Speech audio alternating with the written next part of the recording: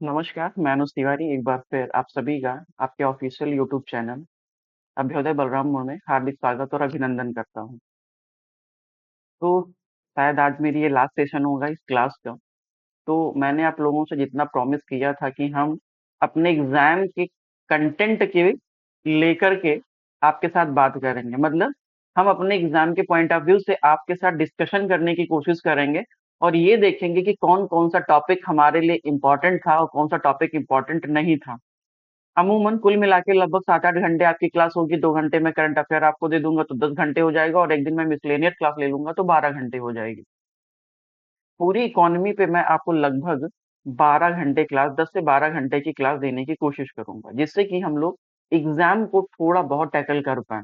Commission किस mind set पे चल रहा है हमें नहीं पता है, बट अमूमन प्रीवियस ईयर के क्वेश्चंस को ध्यान में रख करके हम लोग थोड़ा बहुत ये ट्राई कर सकते हैं कि हाँ, कमीशन का ये ट्रैक रिकॉर्ड है, ये उसका माइंडसेट हो सकता है और यहाँ से अगर ये प्रश्न आए तो हम गलत नहीं करने वाले हैं। क्लियर हो गया इतना?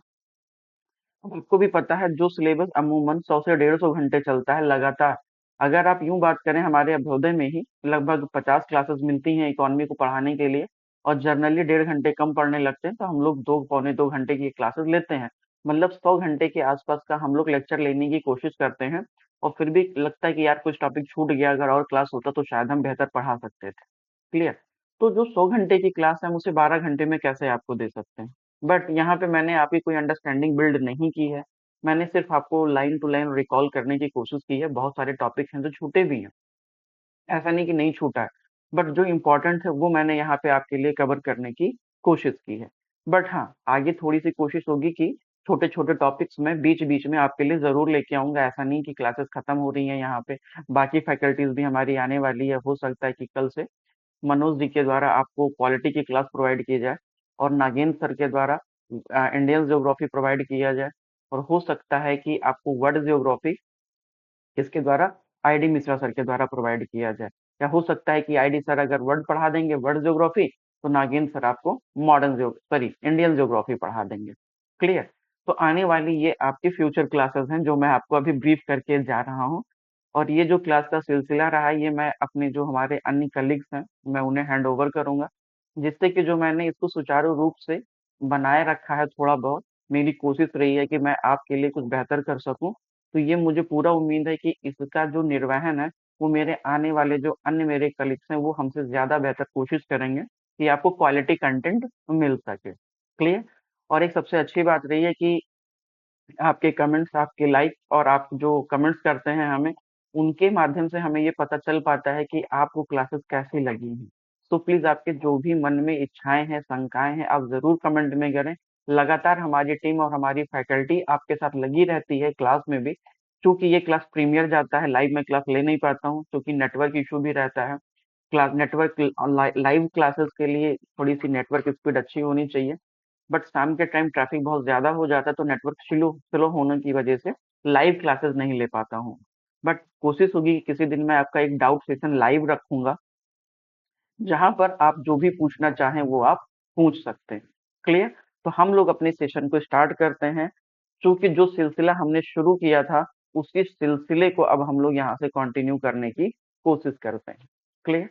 तो मेरे दोस्त, हम लोग अभी तक वही जो पहले पेज पे मैंने स्टार्टिंग में ही ये सिलेबस आपके सामने लिखा था कि हम लोग एटलीस्ट इतना तो कवर करेंगे ही करेंगे। अगर मैं आपसे बात करूं कि हमने क्या कहा था कि नेशनल इनकम सबसे पहले हम लोग कवर किए थे, उसके बाद में फिर हम लोग बीओपी कवर किए हैं। अगर आपने क्लासेस नहीं लिया है तो प्लीज एक बार आप जरूर लीजिए क्लास। नेशनल इनकम हम लोगों ने कवर किया, बीओपी हम लोगों ने कवर किया, बैंकिंग एंड इन्फ्लेशन और मनी हम लोगों ने कवर किया है। साथ ही में मनी मार्केट और कैपिटल मार्केट मार्केट हम लोगों ने कवर किया। अपना पूरा का पूरा बजट और इकोनॉमिक सर्वे हमने देख लिया है। और उसी के बाद में फिर हमने पॉवर्टी कवर किया है, एग्रीकल्चर कवर किया और साथ ही में कुछ करंट के डेटा भी हम लोगों ने कवर किए हैं।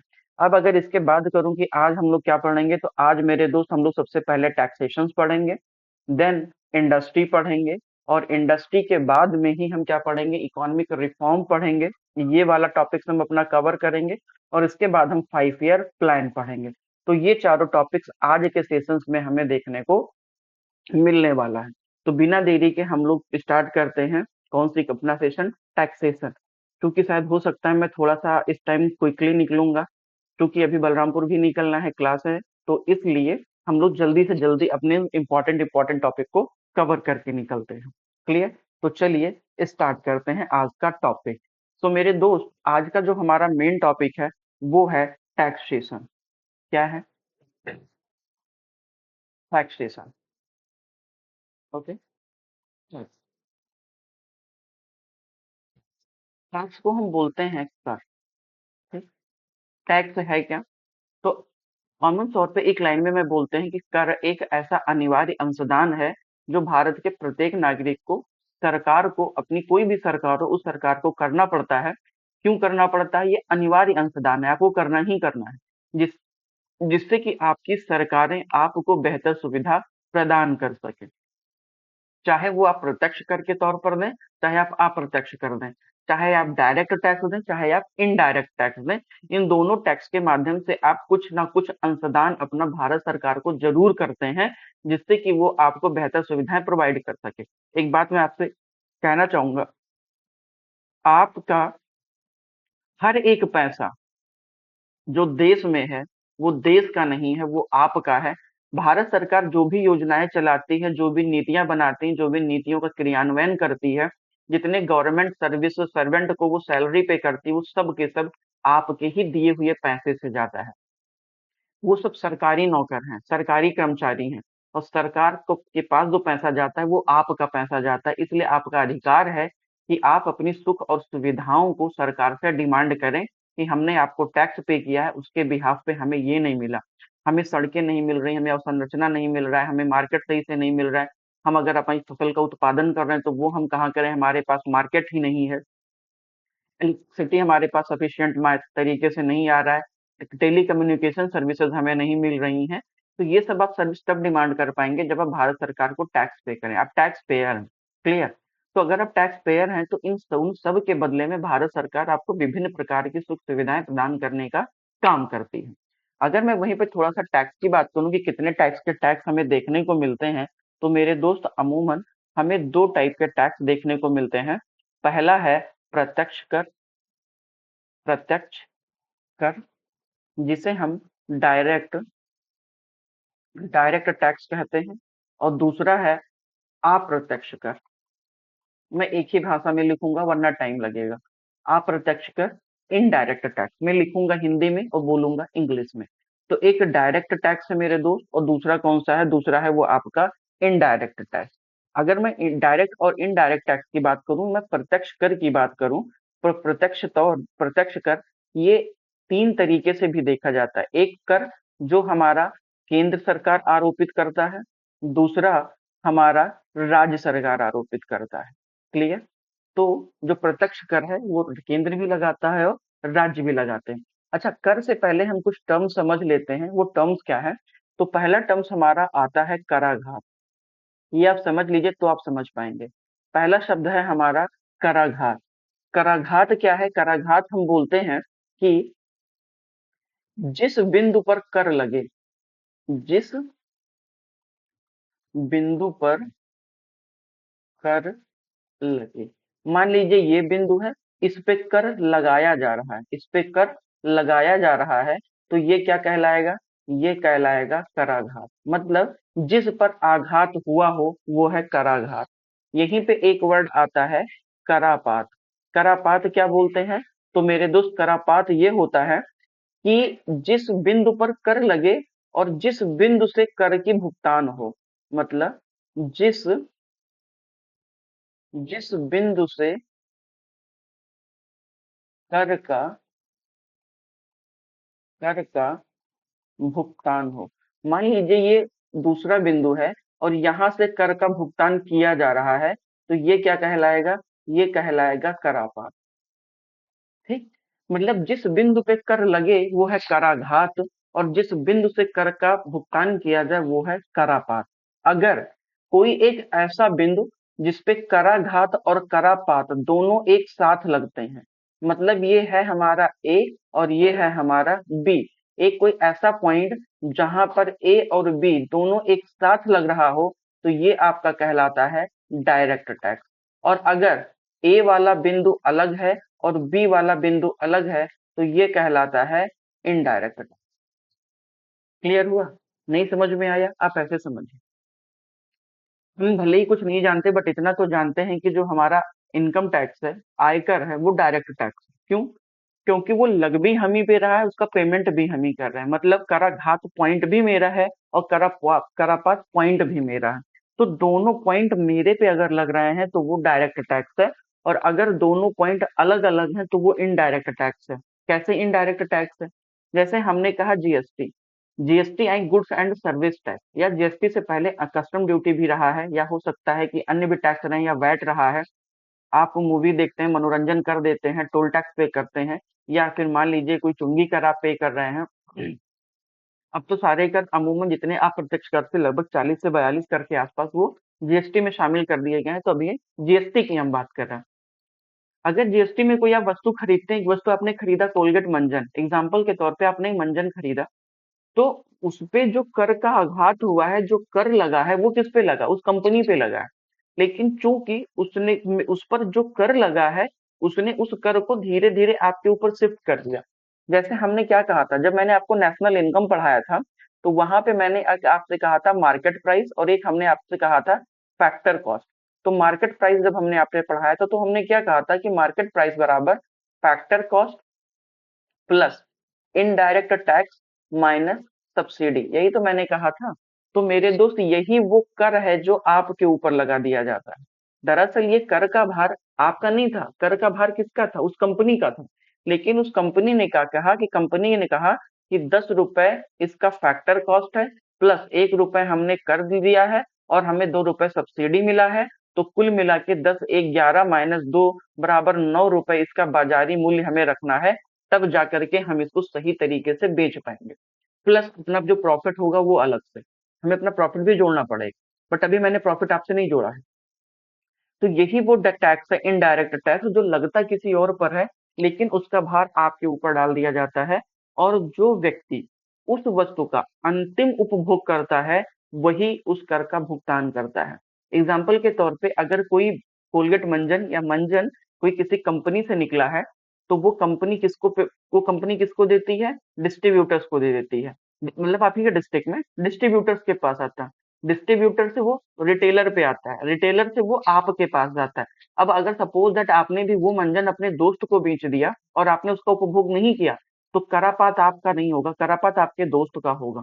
तो जो व्यक्ति अंतिम वस्तु का उपभोग करेगा, दरअसल टैक्स वो पे करेगा। तो लगना था किस पे? कंपनी पे, बट उसका भुगतान किसने किया? आपने किया। तो लगा है ए पे, भुगतान हो रहा है बी से। अगर ये दोनों पॉइंट अलग अलग हैं तो वो इनडायरेक्ट टैक्स है, याद रखिएगा। प्रत्यक्ष और अप्रत्यक्ष कर की और कोई परिभाषा नहीं है, यही एक परिभाषा है साधारण शब्दों में, कि अगर कराघात और करापात एक बिंदु पे लगा हो तो वो डायरेक्ट टैक्स है, और कराघात और करापात अगर दो बिंदुओं पर है, अलग अलग बिंदुओं पर है, तो वो अप्रत्यक्ष कर है। मेरे पे लगे, मैं ही पेमेंट करूं तो डायरेक्ट टैक्स है, और मेरे पे लगे और वो टैक्स मैं किसी और पे शिफ्ट कर दूं तो वो इनडायरेक्ट टैक्स है। जैसे आप सेल फोन का रिचार्ज करते हैं, तो रिचार्ज पे लिखा होता है 279 प्लस जीएसटी, मतलब आपसे कटा 299 रुपए, उस 299 रुपए में कंपनी का भी पैसा है और टैक्स भी छिपा हुआ है। क्योंकि लास्ट में आप उसकी सर्विस ले रहे हैं, आप उपभोग कर रहे हैं, तो उसका बिल आपको पेमेंट करना पड़ रहा है। अब तो क्लियर हो गया होगा। तो कराघात और करापात हमने देख लिया। यहीं पे एक चीज और हमें देखने को मिलेगा, वो है सेस एंड सरचार्ज। तो इसके आगे हम सेस और सरचार्ज देखेंगे। अब क्लियर हुआ कि केंद्र सरकार भी डायरेक्ट कर लगाती है और राज्य सरकारें भी डायरेक्ट टैक्स लगाती हैं। क्लियर? वहीं पे अगर मैं अप्रत्यक्ष कर की बात करूं, तो अप्रत्यक्ष कर ये कौन पे करता है? ये जर्नली उपभोक्ता देता है। कौन पे करता है? उपभोक्ता देता है। जो कंज्यूमर है वो इसको पे करता है। मतलब आप इसे ट्रांसफर कर सकते हैं, आप इसे ट्रांसफर कर सकते हैं, बट डायरेक्ट टैक्स आप ट्रांसफर नहीं कर सकते। ऐसा आप थोड़ी बोलोगे कि भैया इनकम मेरा हो रहा, टैक्स तुम पे कर दो, ऐसा नहीं होगा। इनकम आपका तो टैक्स आप पे करो। कंपनी है आपकी, कारपोरेट टैक्स आपको देना है, लाभ आपका हुआ है तो आप पे करो, जाहिर सी बात है। सेम उसी तरीके से वस्तु को मैंने लिया है तो मैं उपभोग करूंगा, तो मैं उसका टैक्स पे करूंगा। तो डायरेक्ट टैक्स को आप ट्रांसफर नहीं कर सकते, इनडायरेक्ट टैक्स के भार को आप किसी अन्य व्यक्ति पे ट्रांसफर कर सकते हैं। जैसे सारे ट्रांसफर किस पे ट्रांसफर हो जाते हैं? उपभोक्ता पे ट्रांसफर हो जाते हैं। वहीं पे अगर मैं आपसे बात करूं कि केंद्र के द्वारा जो प्रत्यक्ष कर लगाए जाते हैं, वो क्या कौन कौन से कर होते हैं? तो मेरे दोस्त, इसके द्वारा जैसे आपने देखा होगा ना कि निगम कर है, आय कर है, या न्यूनतम वैकल्पिक कर है, मैट है। मैं यहाँ पे लिख देता हूँ कुछ, नहीं तो आप कंफ्यूज हो जाएंगे। जैसे इनकम टैक्स, इनकम टैक्स,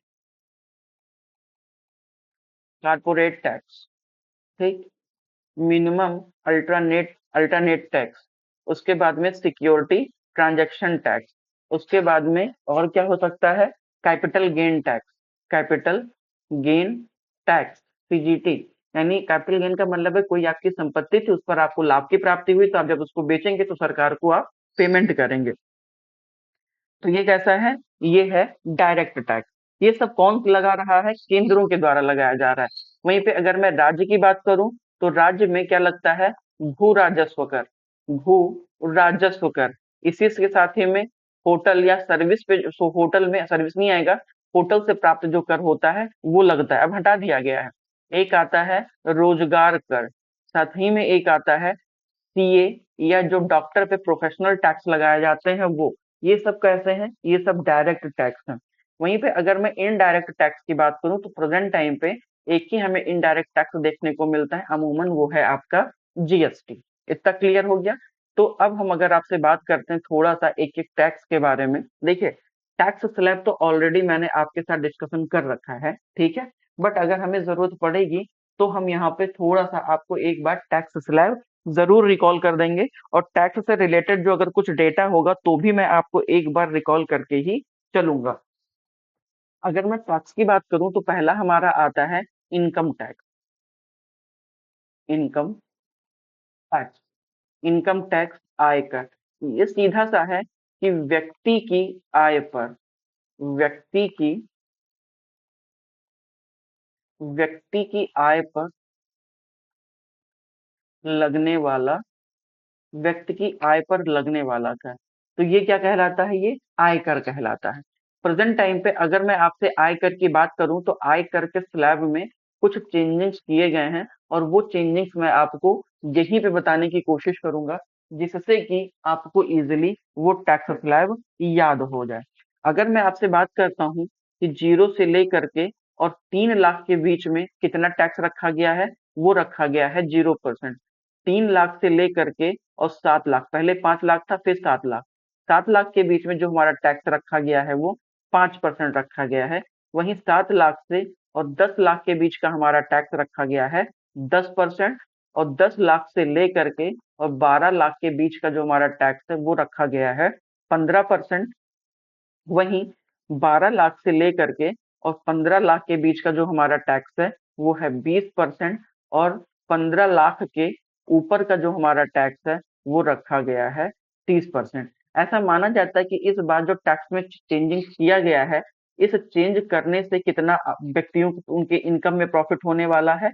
17,500 रुपए का प्रॉफिट होने वाला है।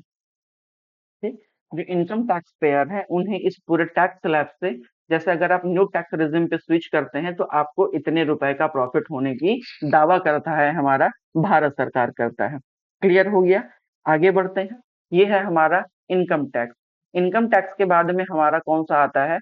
हमारा इनकम टैक्स आता है, उसके बाद में निगम कर, कॉपरेटिव टैक्स, कॉपरेटिव निगम कर, निगम कर। निगम का जनरली ये किस पर लगता है टैक्सेबल? ये किसी ये किसी कंपनी के नेट प्रॉफिट पर, ये किसी कंपनी के नेट प्रॉफिट पर लगने वाला कर है। अब नेट प्रॉफिट क्या है ये आपको पता है, ये रिवीजन क्लास है, इसलिए मैं नेट प्रॉफिट पे बहुत ज्यादा जोर नहीं देने वाला हूँ। नेट प्रॉफिट पे लगने वाला कर कैसा होता है? वो कारपोरेट टैक्स होता है। लेकिन सबसे बड़ी बात यह है कि मान लीजिए कि किसी कंपनी ने, क्या किसी कंपनी ने 1 करोड़ रुपए का गुड्स बनाया, ठीक, या उसका 1 करोड़ रुपए का मोर और लेस देन मार्केट में गुड्स है। 1 करोड़ का गुड्स है कहाँ? मार्केट में। ठीक। बट ये पूरा मार्केट में तो है, लेकिन ये इसका पैसा कब आएगा? जब ये सामान सेल होगा। जब ये सेल होगा तभी ये रुपया किसके पास जाएगा? उस कंपनी के पास जाएगा। क्लियर हुआ? बट सामान तो हो सकता है कि आज हमने कोई वस्तु बनाई मार्केट में है, वो 1 साल बाद बिके, 2 साल बाद बिके, 3 साल बाद बिके। कब बिकेगी हमें नहीं पता, तत्काल में थोड़ी ना वो बिकेगी। तो ऐसे में कंपनी कहती है कि भैया हमारा नेट प्रॉफिट तो नहीं हुआ है, क्योंकि नेट अभी हम बता ही नहीं पा रहे हैं। बट हमारा एक चीज है, वो है हमारा book profit. PROFIT। Book profit का मतलब है कि प्रॉफिट प्रॉफिट बुक तो है, बट अभी मिला नहीं है। क्लियर हुआ? अब अगर मिला नहीं है तो हम आपको कैसे अपने नेट प्रॉफिट पे टैक्स पे करें? प्रॉब्लम थी यहाँ पे। जो हमें पास नेट प्रॉफिट हुआ नहीं, उस पर टैक्स कैसे पे करें? तो भारत सरकार ने क्या कहा? कहा अच्छा भैया, और इन्होंने कहा कि कंपनियां टैक्स से बचने के लिए अपनी बुक प्रॉफिट को जीरो दिखा देती थी। अगर कोई कंपनी जिसका बुक प्रॉफिट जीरो है, तो ऐसी कंपनी क्या कहलाती थी? जीरो। ऐसी कंपनी जीरो टैक्स कंपनी कहलाती है। ठीक। ऐसी कंपनी क्या कहलाती थी? जीरो टैक्स कंपनी कहलाती थी। मैं इसे थोड़ा सा ऐसे कर दे रहा हूँ। ये मैं कर दे रहा हूँ बुक प्रॉफिट, और ये मैं, हाँ, ये बुक प्रॉफिट मैं कर दे रहा हूँ, और इसको मैंने कर दिया है नेट प्रॉफिट। याद रखिएगा कि नेट प्रॉफिट क्या है और बुक प्रॉफिट क्या है। क्लियर? तो ऐसी कंपनियां क्या कहलाती थी? जीरो टैक्स कंपनियां कहलाती थी। और ये लोग करते क्या थे? ये लोग करते थे कि जैसे मान लीजिए कि इनका बुक प्रॉफिट हुआ, तो ये अपने खर्चे ज्यादा दिखा देते थे। देखिए, नेट प्रॉफिट वो जो सारे खर्चे करने के बाद में किसी कंपनी को प्राप्त हो, शुद्ध प्राप्ति या शुद्ध लाभ नेट प्रॉफिट कहलाता है। अब नेट और ग्रॉस मुझे आपको बताने की जरूरत है नहीं, आपको इजीली वो चीजें समझ में आती हैं। मैं सिर्फ रिवीजन के पॉइंट ऑफ व्यू पे हूँ अभी। कंपनियां करती क्या है? डिविडेंड दे देंगी, ज्यादा डिविडेंड अपने शेयर होल्डर्स को दे देंगी, और शेयर होल्डर्स क्योंकि सबसे ज्यादा शेयरिंग उनके बैंक जो बोर्ड ऑफ डायरेक्टर हैं उन्हीं के पास में है, तो सबसे ज्यादा वो शेयर का डिविडेंड दे देंगी। शेयर का डिविडेंड दे देंगी, बोनस दे देंगी, शेयर को स्प्लिट करके कंपनियों को फायदा पहुंचाने का काम करेंगी। या हो सकता है कि कोई अपनी दूसरी कंपनी का R&D दिखा दे कि हमने इतना पैसा अपना इन्वेस्ट कर दिया है, तो अभी अभी मेरा नेट प्रॉफिट प्रॉपर हुआ नहीं है, अभी हम लॉस में ही चल रहे हैं। बट हाँ, जब मेरा नेट प्रॉफिट होगा तो हम जरूर आपको देंगे। तो ये सारे खर्चे या तो जीरो दिखा देती थी, या मोर और लेस देन जीरो दिखाने का काम करती थी, जिससे कि ये निगम कर देने से बच जाए। तो ऐसे में कंपनी ने क्या बोला कि भैया, अगर तुम जीरो टैक्स कंपनी बन जाओगे तब तो हमें फायदा क्या होगा? तुम कमाओ, तुम ही खाओ, तुम ही अपने शेयर होल्डर्स में आपस में बांट लो। तुम्हारा बुक प्रॉफिट तो तुम दिखा ही नहीं रहो, बुक प्रॉफिट तो तुम्हारा जीरो जा रहा है। तो ऐसी स्थिति में भारत सरकार ने क्या कहा? इनसे क्या बोला? इनसे कहा भैया, जीरो प्रॉफिट जो कंपनियां थी उस पर गवर्नमेंट ने बहुत अच्छा रूल किया, और इसको लगा दिया मैट। क्या लगाया? मैट। ये चटाई नहीं है, इस मैट को बोलते हैं मिनिमम मिनिमम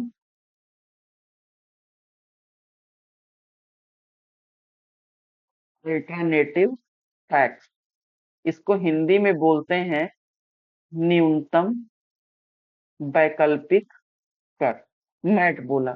और इसने कहा भैया एक काम करो, कि जो तुम्हारा बुक प्रॉफिट है, भले ही तुम्हारा नेट प्रॉफिट नहीं है, तुम बुक प्रॉफिट पे ही हमको मैट दे दो, मिनिमम अल्टरनेटिव टैक्स पे कर दो। ठीक। और ये कितना होगा?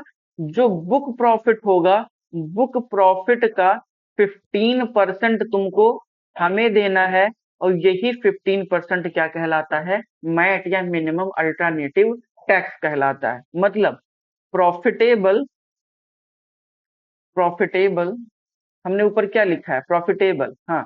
मतलब नेट प्रॉफिट पर जो टैक्स लगता है वो कॉर्पोरेट टैक्स होता है, वो कॉर्पोरेटिव टैक्स होता है। और जो बुक प्रॉफिट पर और जो बुक प्रॉफिट पर लगता है वो मैट होता है। तो ऐसे सिनेरियो में कहा गया कि भैया जब तुम्हारा नेट प्रॉफिट होगा तब तुम हमें कॉर्पोरेट टैक्स निगम कर पे करना, बट अभी जो तुम्हारा बिग बुक प्रॉफिट है उस बुक प्रॉफिट का तुमको 15% हमें मिनिमम अल्टरनेटिव टैक्स के रूप में पे करना है। इतना क्लियर हुआ। और हमारे यहाँ पे जो अभी प्रेजेंट टाइम पे कारपोरेट टैक्स है, वो कारपोरेट टैक्स कितना है ये भी मैं आपको बता देता हूँ, शायद अगर कोई चेंजिंग्स नहीं हुआ, चूंकि इसमें बहुत सारे चेंजिंग्स होते रहते हैं। जो जिनका टर्नओवर जिनका टर्नओवर ये बोला गया था कि 400, ये जिनका टर्नओवर 400 करोड़ से कम था उनके लिए 25% किया गया था, और जिनका 400 करोड़ के ऊपर का टर्नओवर था उनके लिए 30% का कारपोरेट टैक्स रखा गया था। ऐसा हम लोगों के यहाँ देखने को मिला है। अच्छा, मैट लगाया कब गया है, ये बहुत इंपॉर्टेंट वाली चीज है। मैट कब लगा है, तो मैट 1996 और 97 में लगाया जाने लगा है, जब कंपनियों ने बुक प्रॉफिट का सहारा लेने लगी, तब से इस पर लगाए जाने की बात कही गई है। तो अब आपको समझ में आ गया होगा कि जो आपका मैट है वो लगता है बुक प्रॉफिट पर, और जो आपका कारपोरेट टैक्स है, निगम कर है, वो आपका लगता है नेट प्रॉफिट पे। क्लियर हो गया। इसके साथ और भी कुछ सिनेरियो है, बट चूंकि यहाँ तक हमारी लिमिटेड क्लासेस हैं इसलिए मैं बहुत ज्यादा डेप्थ पे नहीं जा पा रहा हूँ। अगर हाँ डिटेल्ड क्लास में कभी लिया तो मैं एक बार आपको और बताऊंगा कि अगर मान लीजिए इन द फ्यूचर में हमारा मैट ज्यादा हो गया या फिर हमारा कारपोरेट टैक्स ज्यादा हो गया तो हम किस पे करेंगे, क्या ज्यादा वाला एक्स्ट्रा पे करेंगे या कम वाले से हमारा काम चल जाएगा। और एग्जाम्पल के तौर पे हमारा बुक प्रॉफिट कम हुआ, हमारा कॉर्पोरेट टैक्स या हमारा नेट प्रॉफिट ज्यादा हो गया, तो क्या सरकार ज्यादा वाले पे टैक्स लेगी या कम वाले पे टैक्स लेगी, या कितने टाइम के बाद में हमारा नेट प्रॉफिट हो जाएगा तो सरकार हमसे नेट प्रॉफिट पे कितना टैक्स लेगी, क्या हमारा मैट वाला हमको वापस करेगी। ये सब जब कभी हम डेप्थ में क्लास लेंगे तो जरूर हम आपके साथ डिस्कशन करेंगे। इवन आपकी फैकल्टी ने जरूर आपके साथ डिस्कशन किया होगा, मुझे पूरा उम्मीद है। अब हम लोग बात करते हैं capital, CAPTIL, capital gain tax. Capital gain tax, पूंजीगत लाभ कर। मेरे दोस्त, दो प्रकार का कैपिटल होता है। पहला है हमारा चल संपत्ति और दूसरा है हमारा अचल संपत्ति।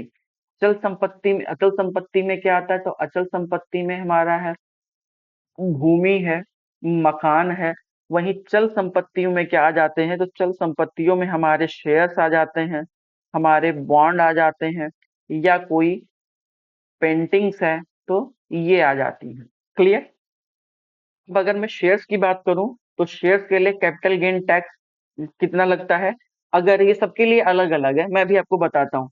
एक होता है यहाँ पे short term capital gain tax. मैं ऐसे लिख नहीं पाऊंगा, मैं पूरा पूरा लिख देता हूँ वरना मैं भी कंफ्यूज हो जाऊंगा और आप भी कंफ्यूज हो जाएंगे। दो टैक्स है, एक है शॉर्ट टर्म शॉर्ट टर्म और एक है लॉन्ग टर्म। ठीक। शॉर्ट टर्म इन जनरली अगर एक साल से कम के लिए आप लेते हो कि कोई वस्तु आपने लिया और उसकी बिक्री कर दिया तो शॉर्ट टर्म कैपिटल गेन है, और अगर जर्नली वो एक साल से ज्यादा है तो वो long term capital gain tax है। अभी गवर्नमेंट ने इस बार के बजट में लॉन्ग टर्म और शॉर्ट टर्म के कैपिटल गेन टैक्स में भी चेंजिंग किया है। तो जरूरी नहीं है कि वो भूमि के संदर्भ में क्या होगा, जमीन के संदर्भ में क्या होगा, शेयर के संदर्भ में क्या होगा, बॉन्ड के संदर्भ में क्या होगा, बट अमूमन हम मानते हैं कि short term capital gain tax अगर एक साल से कम में हमने कोई वस्तु खरीदा और बेच दिया, जैसे आज हमने जमीन ली 6 महीने बाद बेच दी तो short term capital gain tax है। लेकिन अगर हमने आज जमीन ली 4 साल बाद बेची या 1.5 साल बाद बेची तो वो long term capital gain tax है। कैपिटल गेन का मतलब ये है कि आपकी पूंजी पे आपको कितना लाभ की प्राप्ति हुआ है, वो है कैपिटल गेन टैक्स। क्लियर हुआ। तो उस पर जो आप ब्याज, सॉरी ब्याज नहीं, उस पर जो आप कर का भुगतान कर रहे हैं सरकार को, वो है टैक्स।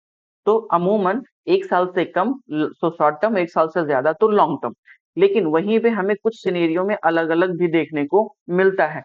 जैसे अगर मैं बात करूं भूमि और मकान में, तो यहाँ पे हम कितना देखते हैं, 2 साल देखते हैं कि अगर 2 साल से ऊपर है तो वो लॉन्ग टर्म है, और 2 साल से कम है तो वो शॉर्ट टर्म है। वहीं पे अगर मैं शेयर्स की बात करूं तो शेयर्स में 1 साल की लिमिट है। वहीं पे अगर मैं बॉन्ड की बात करूं तो बॉन्ड में 3 साल की लिमिट है। इसी के साथ ही में अन्य चीजों पे अगर मैं आपसे बात करूं कि पूंजीगत लाभ कर कैसे होता है, तो वर्तमान में जो रखा गया है जमीन में, वो तो मैंने आपको बता दिया। लेकिन एक चीज है कि अगर मान लीजिए कोई गोल्ड है, गोल्ड, तो गोल्ड में हम कब शॉर्ट टर्म और कब लॉन्ग टर्म मानते हैं? तो यहाँ पे 3 साल के एलिजिबिलिटी क्राइटेरिया को रखा गया। अगर 3 साल से कम है तो शॉर्ट टर्म, और 3 साल से ज्यादा है तो लॉन्ग टर्म। भूमि या जमीन 2 साल से कम है तो शॉर्ट टर्म, 2 साल से ज्यादा है तो लॉन्ग टर्म। इसी के लिए बोला गया है कि यहाँ पर जो आपको कर का भुगतान करना पड़ता है या आपको टैक्स देना पड़ता है। इसी बार के बजट में जो आपका करंट है कि शॉर्ट टर्म जो आपका कैपिटल गेन टैक्स है, उस short term capital gain tax में हमें क्या देखने को मिलता है कि शॉर्ट टर्म में हमें इस बार पे करना है 20% का टैक्स। मैं यहाँ पे करंट का भी लिख दे रहा हूँ। शॉर्ट में 20% का टैक्स है, और लॉन्ग टर्म में हमें कितना रखा गया है? 12.5% के आसपास रखा गया है।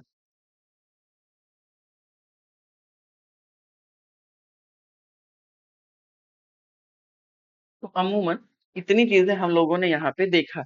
अब एक चीज यहाँ पे हमें थोड़ा सा ये भी देखना है कि कभी कभी आपने सुना होगा एसटीटी, सिक्योरिटी ट्रांजैक्शन टैक्स। तो एसटीटी क्या है? जैसे एग्जांपल के तौर पे मान लीजिए कि एसटीटी को हिंदी में बोलते हैं प्रतिभूति लेन देन कर। हिंदी थोड़ा सा कठिन लग रहा है, बट इंग्लिश बहुत आसान है। S T T, security transaction tax. तो अगर सिक्योरिटी ट्रांजैक्शन टैक्स है तो ये इंट्रोड्यूस कब किया गया है? तो 2004 और 5 में सिक्योरिटी ट्रांजैक्शन टैक्स इंट्रोड्यूस किया गया था। और अमूमन जैसे मान लीजिए अगर आप कोई शेयर्स की खरीद या बिक्री कर रहे हैं, ठीक है, प्रतिभूति लेन देन यानी प्रतिभूति पर लगने वाला कर, तो बाई और सेल पे जो लगने वाला कर होगा वो आपका एसटीटी कहलाता है। ये शेयर्स के ये शेयर्स के किस पे लगता है? बाई करने पे, और शेयर्स के सेल करने पे लगता है। ठीक, ये माना जाता है कि इस पर जो लगेगा। और सबसे बड़ी बात ये है कि ये लाभ या हानि पर नहीं लगने वाला है। अगर आप खरीदते हैं तो, बेचते हैं तो, दोनों पर आपको STT, security transaction tax Bharat सरकार को पे करना पड़ेगा। इस बार एसटीटी, एसटीटी एंड एफएनओ पर लगने वाले टैक्स को भारत सरकार ने मल्टीप्लाई बाई 2 कर दिया था, दुगना कर दिया था। क्लियर हो गया?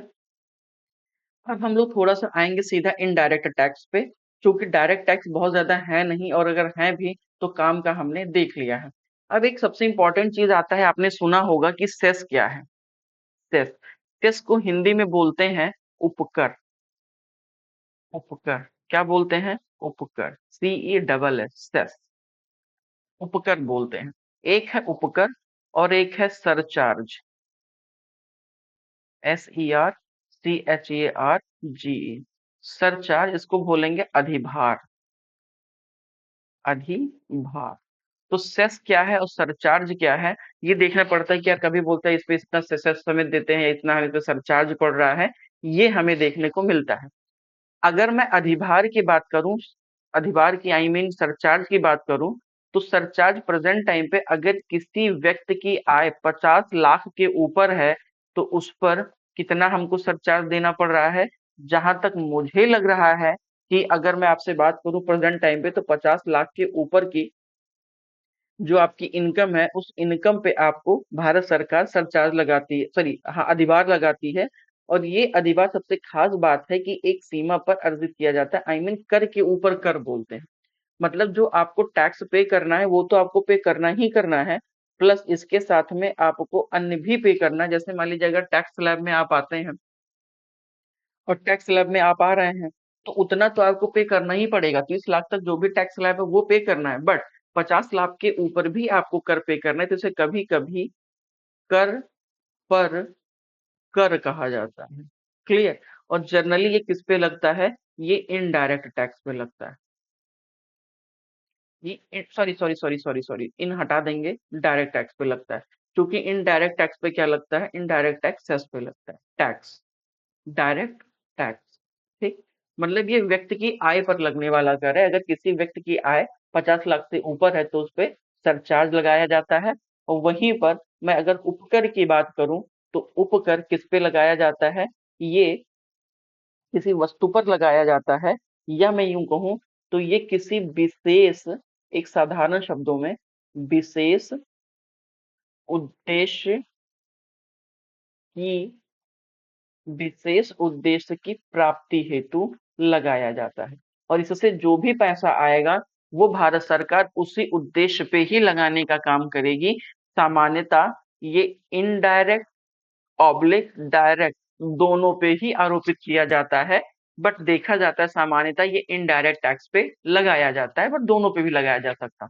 जैसे शिक्षा पर लगने वाला उपकर, शिक्षा पर, तो यहाँ से जो पैसा आएगा वो शिक्षा पर लगेगा। वहीं कृषि पर लगने वाला उपकर तो कृषि क्षेत्रों में लगेगा। वहीं पर आपने देखा होगा कि कभी-कभी बाढ़ आपदा के लिए भी भारत सरकार सेस लगाती, तो बाढ़ आपदा पे करती है। साथ ही साथ में कभी हमने देखा है कि पेट्रोलियम पर भी सेस भारत सरकार लगाती है, तो उससे जो पैसा आता है वो किसी अन्य क्षेत्रों पे भी यूज किया जाता है। या भारत में महिला शिक्षा विकास के लिए भी खर्च किया जाता है। तो इन क्षेत्रों पे जो पैसे आते हैं या इन क्षेत्रों के विकास के लिए भारत सरकार इन पैसों का उपयोग करती है, वो इन पैसों का कभी किसी के साथ शेयरिंग नहीं करती है। वहीं पे अगर मैं अधिभार की बात करूं तो ये भारत सरकार की आय का स्रोत होता है। एक लिमिट से ज्यादा अगर आपकी इनकम है तो भारत सरकार उस पे कर का आरोपण करने का काम करती है।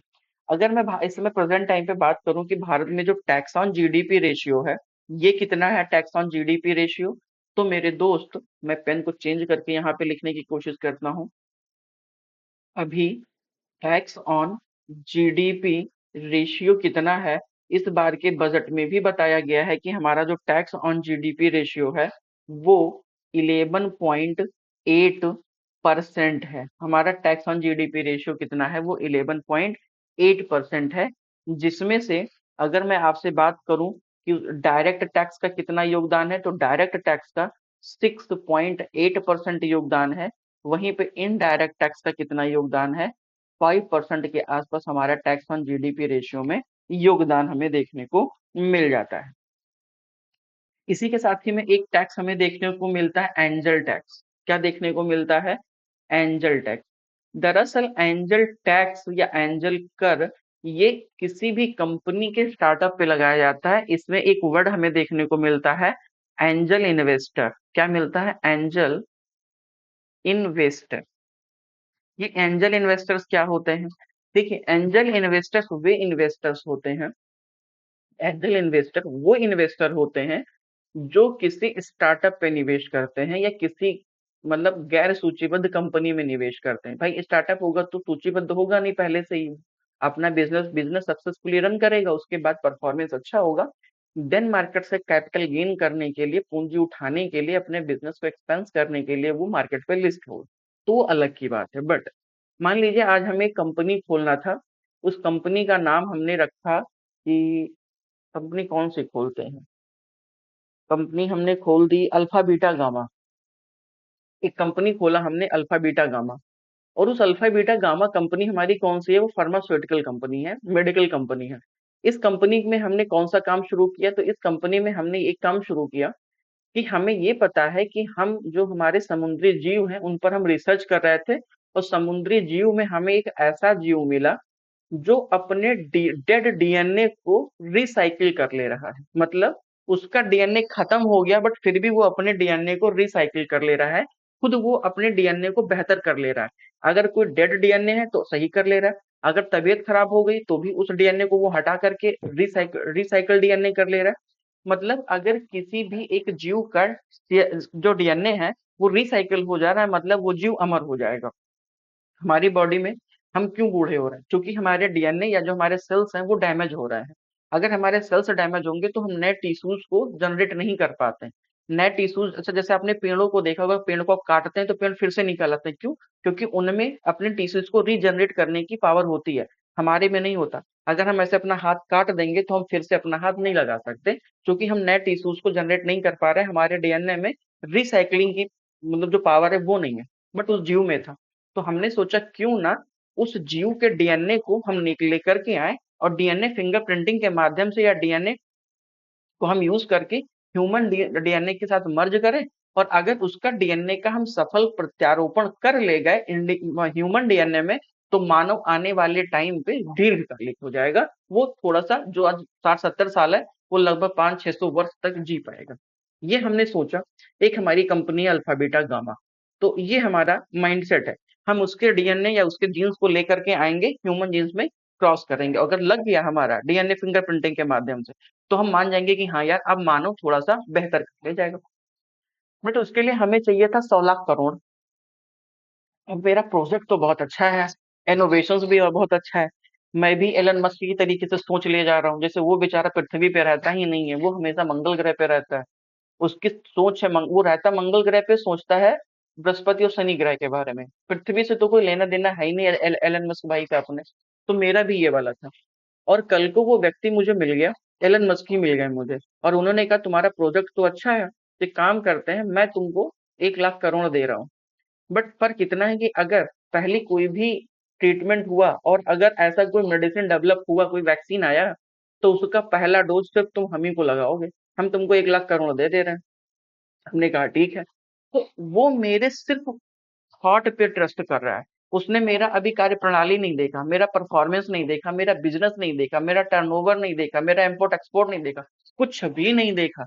सिर्फ उसने मेरे माइंडसेट को देखा, मेरे प्रोजेक्ट को देखा, और मेरा प्रोजेक्ट और मेरा माइंडसेट उस भैया को अच्छा लगा। उसने मेरे बिजनेस में 1 लाख करोड़ रुपए इन्वेस्ट कर दिया। तो वो जो इन्वेस्टर है, पहली बात, दरअसल वो क्या कहलाता है, वो एंजल इन्वेस्टर कहलाता है। और एंजल इन्वेस्टर पे जो लगने वाला टैक्स था, वो एंजल टैक्स था। तो अब भारत सरकार ने एंजल टैक्स को समाप्त कर दिया है, जीरो कर दिया है, जिससे कि भारत में स्टार्टअप को बढ़ावा दिया जा। क्लियर हो गया?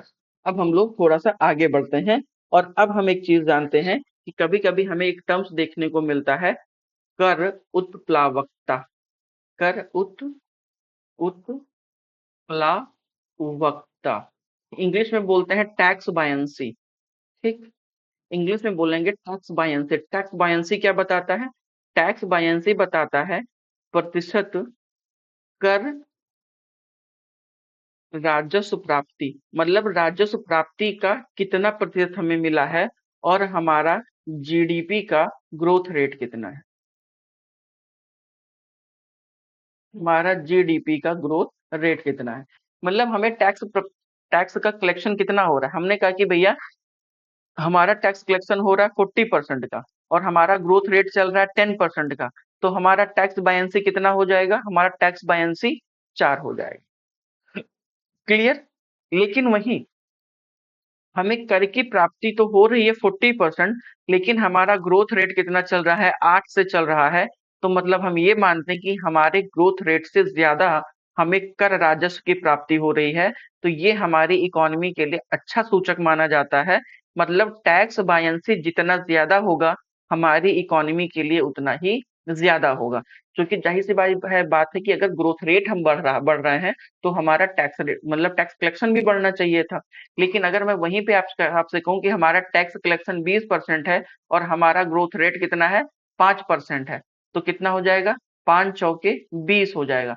तो आप लोगों को लगेगा कि यार यहाँ पे हमारा टैक्स कलेक्शन है, बट मैं आपसे कह रहा हूँ कि हमारा टैक्स ऑन जीडीपी रेशियो 20% के आसपास जा रहा है, और हमारा ग्रोथ रेट 10 से जा रहा है। तो ये आएगा 2। तो हम कहते हैं कि हमारे यहाँ टैक्स बायंसी बहुत ज्यादा है, मतलब टैक्स बायंसी बहुत ज्यादा है। कहने का मतलब है ये है कि टैक्स बायंसी हमारा टैक्स ऑन जीडीपी रेशियो के ग्रोथ रेट से, और हमारा रेवेन्यू जो मतलब एक तरीके से प्राप्त हुआ है, उन दोनों में बहुत ज्यादा ताम तल्यता बेहतर नहीं है। इसीलिए टैक्स बायंसी का ज्यादा होना हमारी इकोनॉमी के लिए अच्छा माना जाता है। ठीक है। अब इसी के साथ में एक टर्म हमें और देखने को मिलता है। एक टर्म क्या देखने को मिलता है? कभी कभी एक टर्म हमें देखने को मिलता है, कर अपवंचना। क्या देखने को मिलता है? कर अपवंचना, जिसको इंग्लिश में बोलते हैं tax tax evasion. Tax evasion बोलते हैं। दरअसल कर अपवंचना ये एक प्रकार की चोरी कहलाती है। क्या? ये एक प्रकार की चोरी कहलाती है। कौन सी चोरी? कर अपवंचना कर की चोरी है। और ये कैसा है? ये गैर कानूनी है। ठीक, ये गैर कानूनी है। ठीक है। तो कर अपवंचना, कर चोरी हमें नहीं करना चाहिए। एक वर्ड यहीं पे और आता है, कर बचाव। कर बचाव, कर बचाव को बोलते हैं टैक्स एवाइडेंस। एडी, टैक्स एवाइडेंस। टैक्स एवाइडेंस क्या है? टैक्स एवाइडेंस ये है कि हम कर के नियमों, जो कर के नियम हैं, इस नियम के दायरे में रहकर इस नियम के दायरे में रह करके हम अपने टैक्स को बचा रहे हैं, टैक्स को बचा रहे हैं। तो टैक्स हमने यहाँ पे भी बचाया है और टैक्स हमने यहाँ पे भी बचाया, लेकिन ये गैर कानूनी है, ये चोरी है और ये गैर कानूनी नहीं है। ये चोरी नहीं है। आपने टैक्स में जो नियम है, उन नियमों में होल्स है, उन होल्स का फायदा उठा करके आपने टैक्स बचाया है, तो ये गैर कानूनी नहीं है। जैसे कभी कभी आपने देखा होगा कि इनकम टैक्स की धारा 80C के तहत आपको विभिन्न डिफरेंट डिफरेंट इन्वेस्ट जब आप करते हैं तो आपको इनकम टैक्स में छूट दी जाती है, जिससे कि आपको बेनिफिट होता है। तो आप उन टूल्स में ज्यादा से ज्यादा इन्वेस्टमेंट करते हैं। ठीक है, तो इसीलिए टैक्स एवॉइडेंस अच्छा है, बट टैक्स इरोजन अच्छा नहीं माना जाता है। टैक्स हेवन कंट्रीज क्या होती हैं, तो मैं कुछ बता के चलता हूँ आपको। टैक्स हेवन कंट्रीज या कर स्वर्ग वो देश कहलाते हैं जहां पर कर की दर या तो शून्य होती है या बहुत कम होती है। ऐसे देश को हम टैक्स हेवन कंट्रीज कहते हैं। और टैक्स हेवन कंट्रीज के माध्यम से ही सबसे ज्यादा इन्वेस्टमेंट भारत में किया जाता है। जैसे सिंगापुर रूट और मॉरिशस रूट है, इन सारे देशों को हम टैक्स हेवन कंट्रीज के नाम से जानते हैं। या फिर हम ये कहते हैं कि एक कर की एक दर बढ़ाने पर वहां पे क्या होने लगता है कि लोगों को प्रॉब्लम होने लगते, इसीलिए लोग उन देशों में निवेश करना पसंद नहीं करते हैं। इसीलिए लोग वहां पर निवेश करना पसंद करते हैं जहां पे टैक्स का दर या तो जीरो हो या तो कम हो। और साथ ही में वहां पे नियम और कानून को लेकर बहुत ज्यादा अपारदर्शिता भी होती है, आर्थिक गतिविधियां बहुत कम होती हैं। लेकिन सिर्फ वहां पे टैक्स को बचाने के उद्देश्य से वहां पे डिफरेंट डिफरेंट हेडक्वार्टर्स बनाए जाते हैं। जैसे आपने देखा होगा कि सिंगापुर में बहुत सारे हेडक्वार्टर है, मॉरिशस में बहुत सारे हेडक्वार्टर्स हैं। यही रीजन है कि ये सब कैसे हैं, टैक्स हेवन कंट्रीज हैं। टैक्स हेवन कंट्रीज से जो इंडिया को लॉस होता था, उस लॉस की क्षतिपूर्ति करने के लिए हमने डुअल टैक्स अवॉइडेंस एग्रीमेंट किया है, डीटीए किया है। और डुअल टैक्स अवॉइडेंस एग्रीमेंट के साथ ही में हमने गार जर्नल एंटी अवॉइडेंस रूल को भी फॉलो किया है। अपनी नीति निर्माण करने में उनका भी ध्यान रखा है, उसके भी उसे भी हमने लागू कर रखा है। तो गार क्या है, डीटीए क्या है, ये आप अपनी फैकल्टी से जरूर पूछिएगा। अदरवाइज आप कमेंट करिएगा, तो अपने नेक्स्ट सेशन में जब भी मैं एक सेशन कभी लूंगा, वहां पे मैं जरूर आपको बता के चलूंगा। लैफर वक्र मैंने आपको बता रखा है कि लैफर वक्र क्या होता है। अब हम सीधा स्विच करते हैं इनडायरेक्ट टैक्स में। और इनडायरेक्ट टैक्स में हमारा पूरा कोशिश होगा कि हम सिर्फ एक चीज पे बात करेंगे, और वो है क्या, जीएसटी पे। ठीक, इनडायरेक्ट टैक्स। इनडायरेक्ट टैक्स की मैं बात करूं तो इनडायरेक्ट टैक्स कुछ केंद्र सरकारें आरोपित करती हैं और साथ ही में कुछ राज्य सरकारें आरोपित करती हैं। अगर हम केंद्र की इनडायरेक्ट टैक्स की बात करें तो इसमें कौन कौन से कर आ जाते हैं। इसमें आ जाता है केंद्रीय उत्पाद शुल्क, केंद्रीय उत्पाद शुल्क आ जाता है। साथ ही में आपने देखा होगा कि सेवा कर आ जाता है। और क्या देखा है, तो आपने देखा है कि यहाँ पर बिक्री केंद्रीय बिक्री करा जाता है। साथ ही में सीमा शुल्क आ जाता है। तो ये सब कैसे हैं, ये सब इनडायरेक्ट टैक्स हैं सेंट्रल के, केंद्र के। वहीं पे अगर मैं राज्य की बात करूं तो राज्यों में कौन सा लगता था, मनोरंजन पे लगने वाला कर, मनोरंजन कर लगता था। विज्ञापन पर लगने वाला कर, विज्ञापन कर कहलाता था। विलासिता की वस्तुएं पे लगने वाला कर था। फिर वैट वैल्यू एडेड टैक्स भी लग रहा था। और यहाँ पे भी राज्य सरकारें भी बिक्री कर लगाने का कार्य करती थी। क्लियर हो गया इतना।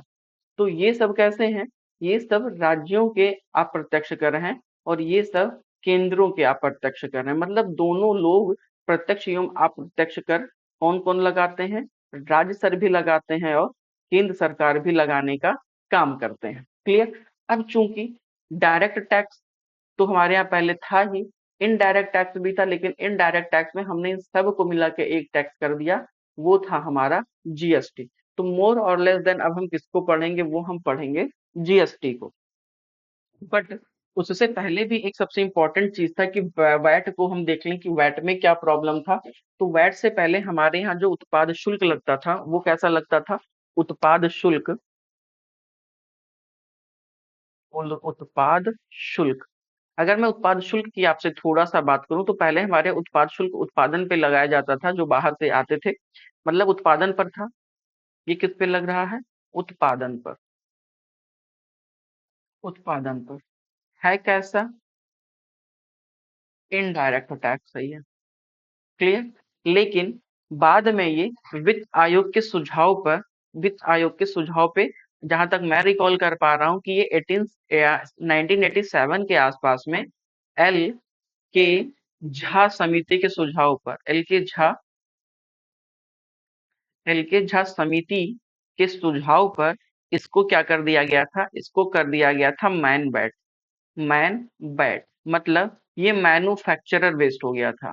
ठीक, मैन्युफैक्चरर वेस्ट इसे कर दिया गया था, जिसे आगे चल करके क्या कर दिया गया, जिसे आगे चल करके मॉडबैट कर दिया गया। मतलब मॉडबैट का मतलब क्या हुआ था कि मॉडिफाइड, ठीक, मॉडिफाइड टैक्स कर दिया गया था। एक सेकंड में पानी पी लूं।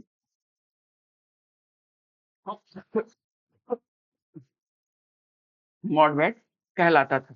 अगर मैं मैन्युफैक्चरिंग की बात कर रहा था, एक सेकंड दोस्त।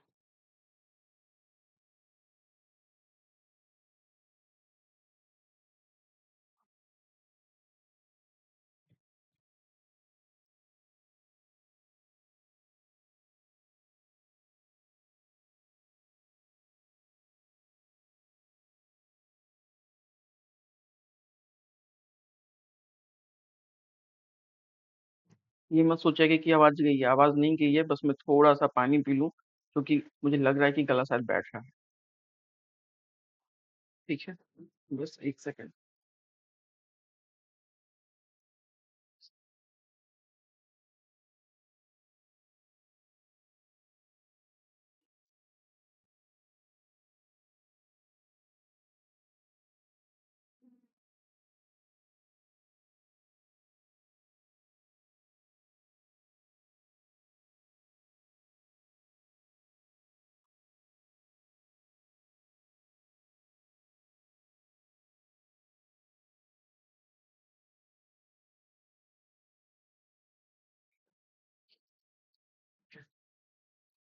तो मॉडबैट किया गया। उसी के जस्ट बाद में मॉडबैट में किया क्या गया था कि यहाँ पे मॉडबैट में बहुत सारे अलग अलग कर की दर लगाई गई थी। मॉडबैट के बाद में 2001 और 2002 के आसपास आसपास हम क्या लेकर के आए थे, Cenvat, central central value added tax लेकर के आए थे।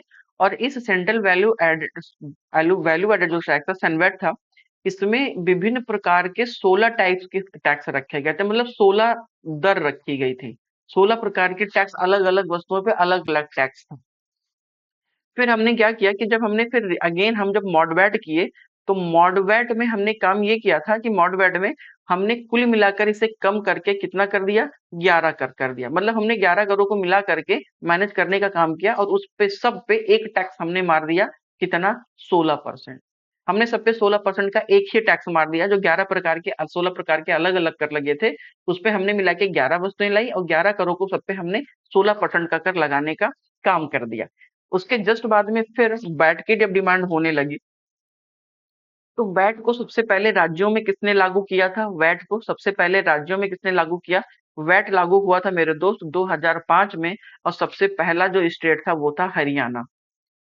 सबसे पहले किसने लगाया था, हरियाणा ने। अच्छा, वैट है क्या, वैल्यू एडेड टैक्स या मूल्य वर्धन कर है। मतलब वस्तु के प्रत्येक चरण पे लगने वाला जो कर था वो था मूल्य वर्धन कर। मतलब स्टेप बाय स्टेप उस पे हम वैल्यू को ऐड कर रहे हैं और उस पर हम टैक्स लगाते जा रहे हैं। वहीं सबसे लास्ट में किसने मतलब लागू किया था 2008 में, तो सबसे लास्ट में था यूपी, जिसने किसको लागू किया था, वैट को।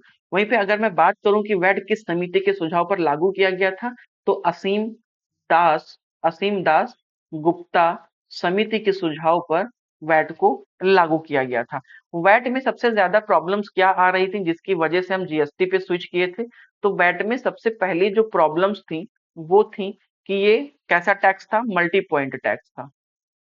मल्टी ये मल्टी पॉइंट टैक्स है, पहली चीज। दूसरा कि इस पे कैस्केडिंग इफेक्ट लगता था। कैस्केडिंग इस पे कैस्केडिंग इफेक्ट लगता था।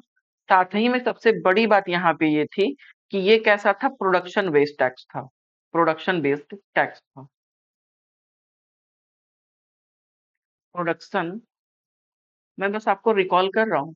प्रोडक्शन बेस्ड टैक्स था। और सबसे बड़ी बात ये थी कि इसमें इनपुट इनपुट टैक्स क्रेडिट का लाभ नहीं मिलता था अगर अदर स्टेट में अगर अदर स्टेट के साथ में उसके रिलेशंस हो रहे हैं तो ये कुछ प्रॉब्लम्स कर रही थी, जिसके वजह से हमें किसको लाना पड़ा था? हमको लाना पड़ा था जीएसटी भाई साहब को। इसी के जस्ट बाद में हमें लाना पड़ा था जीएसटी को। बट एक सबसे खास बात ये है कि ये अनिवार्य शर्त भी थी कि जीएसटी से पहले हमें वैट को लागू करना है, क्योंकि हम डायरेक्ट जीएसटी पे आ नहीं सकते थे। तो हमने जीएसटी को लागू किया है वैट के बाद में, इन सारी समस्याओं को दूर करने के लिए। अगर मैं वहीं पे थोड़ा सा आपसे वैट की बात करूं तो वैट में कुछ फैक्चुअल चीजें, जैसे वैट किस संविधान संशोधन के से लागू किया गया? तो मेरे दोस्त ये 101वां संविधान संशोधन था। जैसे कि ये लागू कब किया गया है? तो मेरे दोस्त ये 1 जुलाई 2017 से लागू किया गया है। और ये कैसा था? ये सेल पॉइंट पर लगने वाला टैक्स था। सेल पॉइंट पर लगने वाला टैक्स था। ये सेल पॉइंट पर लगने वाला टैक्स था। साथ ही में ये गुड्स एंड सर्विस दोनों पर लगने वाला टैक्स है। और सबसे खास था कि ये मल्टी डायमेंशनल टैक्स है। कितना मल्टी डायमेंशनल टैक्स है? जिसे हम एक सेंट्रल जीएसटी कहते हैं, एक हम स्टेट जीएसटी कहते हैं, और एक हम आईजीएसटी या integrated goods and service tax के नाम से जानते हैं। और इसमें एक अच्छी बात थी कि जीएसटी को one tax one one nation one nation के कॉन्सेप्ट पर वन नेशन वन टैक्स के कॉन्सेप्ट पर इसे लागू किया गया था। अगर मैं वहीं जीएसटी की थोड़ी सी और आपसे बात करूं तो 2002 और 2003 में सबसे पहले वाजपेयी सरकार ने गुड्स एंड सर्विस टैक्स की सेवा कर की बात कही थी। उस समय पे हमारे यहाँ फिनेंस मिनिस्टर कौन थे? हमारे यहाँ जो फिनेंस मिनिस्टर थे वो यशवंत सर थे। कौन थे? यशवंत सिन्हा साहब थे। ठीक। उस टाइम पे यशवंत सिन्हा साहब थे। और यशवंत सिन्हा साहब ने किसकी समिति का गठन किया था? केलकर समिति का गठन किया था। केलकर समिति का गठन किया था। और इस केलकर समिति ने डायरेक्ट टैक्स और इनडायरेक्ट टैक्स का सुझाव दिया था कि इसे अलग अलग करना है। और इनडायरेक्ट टैक्स के लिए ही हमने जीएसटी को लागू किया था। इसी के साथ में अगर मैं बात करूं तो 122वां संविधान संशोधन ये बिल था, विधेयक था। वहीं पे 101वां ये संविधान संशोधन अधिनियम था, एक्ट था। तो 101वां संविधान संशोधन अधिनियम कब पारित किया गया? 2016 में पारित किया गया। और लागू हमने कब किया? 2017 में हमने इसे लागू कर दिया है। वहीं पे अगर मैं थोड़ा सा जीएसटी काउंसिल की बात करूं तो जीएसटी काउंसिल का उल्लेख हमारा आर्टिकल 279 क्लॉज ए में किया गया है। और कहा गया है कि जीएसटी से संबंधित सारे निर्णय कौन लेगा? जीएसटी काउंसिल लेगा। वहीं पर अगर मैं आपसे थोड़ा सा बात करूं कि विदेश में सबसे पहले फ्रांस में जीएसटी लागू किया गया था। और वहीं पर जो जीएसटी है, हमारा जीएसटी किस पर बेस्ड है? वो हमारा जीएसटी कनाडा बेस्ड है। किस पर बेस्ड है हमारा जीएसटी? हमारा जीएसटी कनाडा बेस्ड है, यानी ये संघीय बेस्ड है। वहीं पे अगर मैं थोड़ा सा जीएसटी काउंसिल की आपसे बात करूं तो जीएसटी काउंसिल में ये बोला गया है कि इसमें कितने सदस्य होंगे? तो जो इसका अध्यक्ष होगा जीएसटी काउंसिल का, वो कौन होगा? वो फाइनेंस मिनिस्टर होगा। साथ ही में जितने भी राज्य जितने भी राज्यों के वित्त मंत्री हैं, वो सब के सब राज्यों के वित्त मंत्री सब के सब इसके सदस्य होंगे। साथ में इसमें कुल मिला के कितने सदस्य हमें देखने को मिलते हैं? तो 33 सदस्य देखने को मिलते हैं। कौन कौन से? हमें स्टेट से कितने मेंबर देखने को मिलते हैं? 28 मेंबर। वहीं पे हमें यूटी यूनियन टेरिटरी से 3 मेंबर देखने को मिलते हैं। एक हमें फिनेंस मिनिस्टर देखने को मिलता है। वहीं पर एक हमको केंद्रीय राज्य वित्त मंत्री देखने को मिलते हैं। तो इन 33 लोगों से हमारा कौन सा बनता है, क्या बनता है? गवर्नमेंट, सॉरी, हमारा जीएसटी काउंसिल बनता है। और ऐसा कहा गया है इन गवर्नमेंट काउंसिल के माध्यम से कोरम कितना होना चाहिए इनका, तो मेरे दोस्त इनका बोला गया है कि कोरम कितना होना चाहिए, तो 50% कोरम होना चाहिए। और जो इनका निर्णय है, डिसीजंस है, वो कितने से लागू होना होगा, वो मेरे दो डिसीजन से लागू होगा। मतदान कितना होना चाहिए? 75% वोटिंग होना चाहिए। और इस 75% वोटिंग्स में 1/3 कौन होगा? 1/3 केंद्र का वोटिंग पावर माना जाएगा। और जो 2/3 है, वो 2/3 किसका माना जाएगा? राज्य का वोटिंग पावर माना जाएगा। मतलब कहने का सेंस ये है कि यहाँ पे राज्यों को भी ज्यादा इंपॉर्टेंस दिया गया है। और ये कहा गया कि पहली, अच्छा हाँ, ये बात ये भी है कि पहली बार जीएसटी किस राज्य ने लागू किया था? तो राज्यों की अगर मैं बात करूं तो आसाम ने किया, सबसे लास्ट में किसने किया था? सिक्किम ने किया है। तो मेरे दोस्त ये कुछ कॉन्सेप्ट कैसे थे? वो जीएसटी थे। अगर मैं जीएसटी स्लैब की बात करूं, दर की बात करूं, तो हमें कौन कौन से दर देखने को मिलते हैं? 0%, 5%, 12%, 18% और 28%। ये हमें 5 दर देखने को मिलते हैं। कुछ वस्तुओं को जीएसटी के दायरे से बाहर रखा गया है, वो कौन सी हैं? तो पहला है हमारा पेट्रोल, दूसरा है हमारा पेय योग्य शराब, तीसरा है डीजल, एलपीजी, और क्या है? एयर एयर टरबाइन फ्यूल, और एक हमारे पास क्या है? Electricity bill. इन चीजों को जीएसटी कलेक्शन से बाहर रखा गया है। इतना क्लियर हो गया? अब यहाँ पे हमें थोड़ा सा और एक चीज देखने की जरूरत है। एक वर्ड हमें देखने को मिलता है जीएसटीएन। जीएसटीएन, जीएसटीएन की अगर मैं बात करूं तो जीएसटीएन, इसे जीएसटी नेटवर्क के तौर पे जानते हैं, जिसमें गवर्नमेंट का कितना परसेंट योगदान है? तो 100% इसमें गवर्नमेंट का योगदान है। ये कैसा है? ये इसका मेन काम है कि कर प्रणाली को पारदर्शी पारदर्शी व पेपर लेस बनाया जाए। साथ ही साथ में जो जीएसटी नेटवर्क है, ये 15 डिजिट का एक नंबर होता है, जिसमें से ये माना जाता है कि इसमें उस व्यक्ति की सारी जानकारियां भी होती हैं। साथ ही में जीएसटी नेटवर्क जो सर्विस प्रोवाइड करता है, ये कौन देता है? इंफोसिस देता है। इंफोसिस क्या करता है? सर्विस प्रोवाइड करता है। तो इतनी चीजें हम लोगों ने यहाँ पर देख लिया है, क्लियर हो गया है। वहीं पे एक चीज हमें देखने को मिलता है कंपोजिट स्कीम। कंपोजिट स्कीम का मतलब ये है कि जो छोटे पंजीकरण डीलर हैं, उनको किस प्रकार व्यापार में सुविधाएं हमें देखने को देखी जाए, या उन्हें किस प्रकार से सुविधाएं दिया जाए। ई वे बिल एक हमें देखने को मिलता है। तो ई वे बिल क्या है? ई वे बिल हमेशा ट्रांसपोर्टेशन कॉस्ट को थोड़ा सा इफिशियंट बनाने के उद्देश्य से किया जाता है। और इसमें ई वे बिल ई वे बिल में ये कहा गया है कि अगर कोई भी व्यक्ति सामान खरीदता है, तो ई वे बिल को कोई भी व्यक्ति जारी कर सकता है। ई वे बिल उन व्यक्तियों पर लागू नहीं होगा जो 10 किलोमीटर से कम या 50,000 रुपए से कम की वस्तुओं का ट्रांजेक्शन करते हैं। ई वे बिल उन्हीं व्यक्तियों को जरूरत पड़ेगी, जैसे मान लीजिए कोई कोई वस्तु आप गोंडा से लखनऊ ले जा रहे हैं, और अगर उसकी कीमत कितनी है? 40,000 है, तो आपके लिए जीएसटीएन की जरूरत नहीं पड़ेगी। लेकिन अगर 50,000 के ऊपर और 10 किलोमीटर से ज्यादा का डिस्टेंस है, तो आपको जीएसटी बिल की आवश्यकता या ई वे बिल की आवश्यकता पड़ सकती है। यहीं पे कुछ और भी चीजें हैं जो थोड़ा सा करंट सिनेरियो से रिलेटेड है, तो वो करंट वाले सेक्शंस पे मैं आपके साथ कवर करने की कोशिश करूंगा। क्लियर?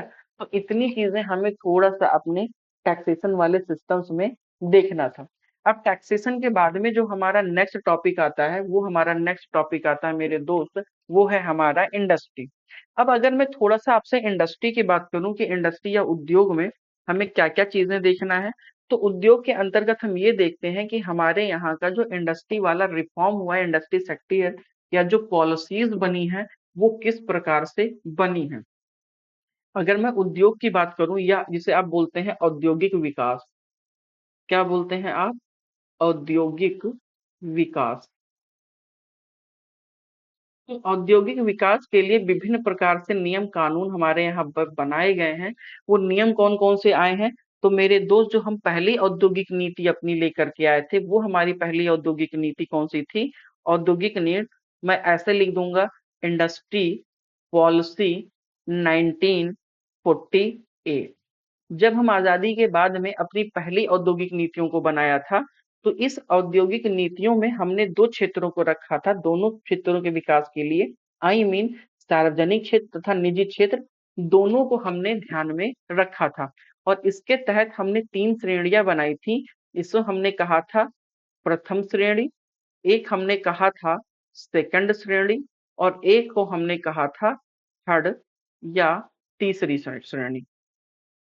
इन तीन श्रेणियों को हमने अपनी औद्योगिक नीति 1948 को बांटने की बात कही थी।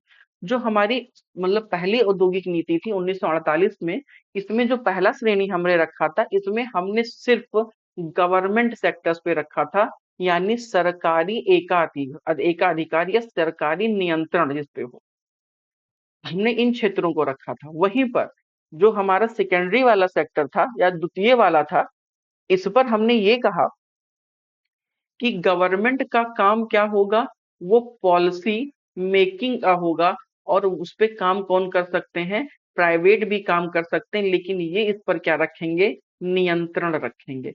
गवर्नमेंट इस पे नियंत्रण रखेगा। और तीसरा वाला हमने पूरा का पूरा प्राइवेट हाथों में देने का काम किया था, जो निजी क्षेत्र चल सकते थे, बट जिन्हें सरकार चलाने का काम करती थी। वहीं पे अगर मैं सरकारी वाले की बात करूं, जिसपे सरकार ने अपना एकाधिकार रखा था, तो अमूमन इसमें उसने तीन क्षेत्र रखे थे। पहला क्षेत्र हमारा था अस्त्र शस्त्र, अस्त्र शस्त्र। दूसरा जो हमारा क्षेत्र था, वो हमने रखा था अपना परमाणु ऊर्जा। ठीक, परमाणु ऊर्जा हमने सरकारी नियंत्रण में रखा था। और तीसरा हमारा क्या था? रेल, रेल परिवहन। इन तीनों को भारत सरकार के अधीन रखा था। वहीं पे अगर मैं द्वितीय की बात करूं, तो द्वितीय में हमने क्या किया था कि द्वितीय में हमने उन कोर सेक्टर्स की बात की थी, या उन उद्योगों की बात किया था, जिसमें भारत सरकार के साथ साथ में अन्य निकाय भी शामिल हो सकते थे। और ऐसे में हमने किसको शामिल किया था? कोयला, लौह, साथ ही में वायु निर्माण, वायुयान निर्माण। जो मेनली आज हम कोर सेक्टर्स देखते हैं, उन्हें वायुयान निर्माण, साथ ही में जलयान निर्माण। और हमने इनको क्या दिया? हमने इनको खनिज दिया, खनिज तेल, ये हमने दिए। इस प्रकार से हमने इन क्षेत्रों में जो सेकंड वाला हमारा ब्लॉक था, उसको हमने देने का काम किया। और तीसरे में हमने प्राइवेट निकायों को काम किया, जिसमें से कुल मिला के 18 उद्योग ऐसे थे जो हमने अपनी पॉलिसी 1948 के तहत इन्हें देने का काम किया था।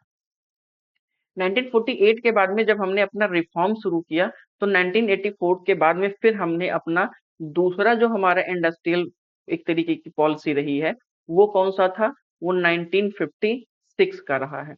1956 में जब हमने अपना इंडस्ट्रियल पॉलिसी लेकर के आए हैं, तो यहाँ पर हमने फिर से उन तीन श्रेणियों को बांटने का काम किया था, जिसको हमने ए कहा था, एक को हमने बी कहा था, और वहीं पर एक को हमने सी दिया, जिसमें हमने विभिन्न प्रकार के अपने सर्विसेज को रखने का काम किया था।